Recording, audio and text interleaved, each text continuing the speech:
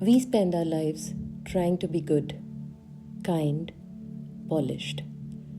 But beneath the surface, something stirs: anger, shame, envy. It whispers in our choices, hides in our habits, explodes in our worst moments. Carl Jung called it the shadow, and he didn't want us to escape it. He wanted us to meet it, shake its hand, and bring it home. This is not a feel good journey, but it might be the most important one of your life. Jung believed that every human being carries a shadow, a hidden part of the psyche made up of everything we deny, repress, or reject in ourselves. It's not the bad stuff. It's the too powerful and the too honest, the too painful stuff. As children, we learn what parts of us are acceptable.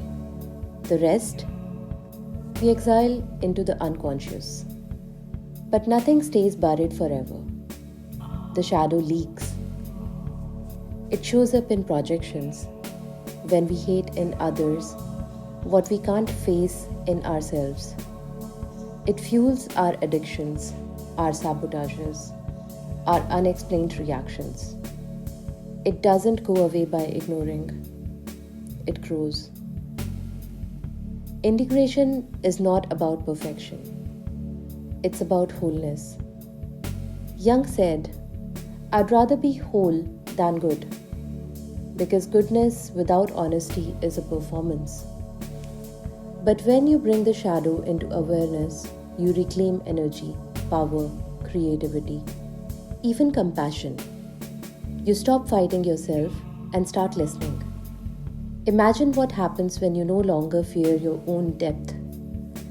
When you see your jealousy as a signal, your rage as a boundary screamer, your shame as echo of a wounded child. You become less reactive, more present, more you. How do you know your shadows at the wheel? Here are the red flags. You judge others harshly for qualities you secretly fear in yourself. You sabotage relationships when they get too real. You swing between extremes, control and collapse, people pleasing and rage. You're terrified of being seen, but crave validation. You keep repeating patterns you thought you were done with. These are not flaws. These are messages. Your shadow isn't punishing you. It's begging to be seen. Shadow work isn't a hack. It's a devotion. And here's how to begin. Notice your triggers. What gets under your skin? That's where your shadow lives. Practice radical honesty. Journal without filters. Admit what you usually hide. Track your projections. What do you blame, envy, idolize? They carry clues. Talk to the shadow, literally. Dialogue with it. Ask, what do you need? And seek support. A therapist, mentor, or guide who can hold you when you can't. This is sacred, gritty, liberating work. Don't rush. Don't skip the discomfort. That's where the gold is. When you meet your shadow with compassion, something extraordinary happens. You stop being afraid of your own mind. You own your story instead of running from it. And you start seeing others with new eyes.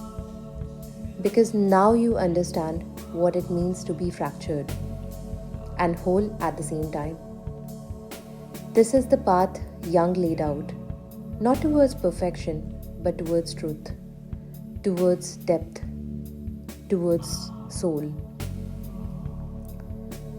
You don't need to be fixed. You need to be found. Start with your shadow. It's been waiting. This is the Mindful Mirror. Subscribe reflect, and let the light in.